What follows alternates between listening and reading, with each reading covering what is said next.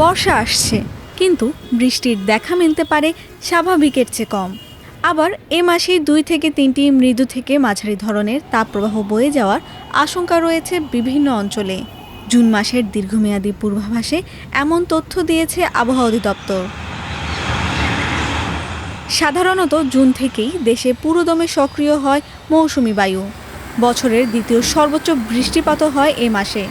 তবে চলতি বছর জুন মাসে বৃষ্টিপাত স্বাভাবিকের তুলনায় কম হতে পারে বলে ধারণা করছেন আবহাওয়াবিদরা।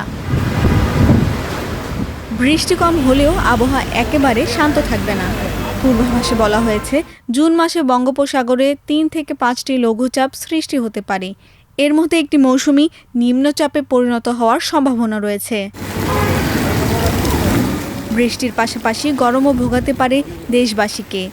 আবহাওয়া অফিস বলছে, এ মাসে দিনের ও রাতের তাপমাত্রা স্বাভাবিকের চেয়ে বেশি থাকতে পারে। দেশের বিভিন্ন অঞ্চলের ওপর দিয়ে 2 থেকে 3টি মৃদু থেকে মাঝারি ধরনের তাপপ্রবাহ বয়ে যাওয়ার আশঙ্কা রয়েছে। ফলে বর্ষা শুরু হলেও গরমের অস্বস্তি পুরোপুরি কাটার সম্ভাবনা কম। এ প্রতিবেদনে গত মে মাসের আবহাওয়া পরিস্থিতি তুলে ধরা হয়। দেখা গেছে, গত মাসে স্বাভাবিকের চেয়ে 7% বেশি বৃষ্টি হয়েছে।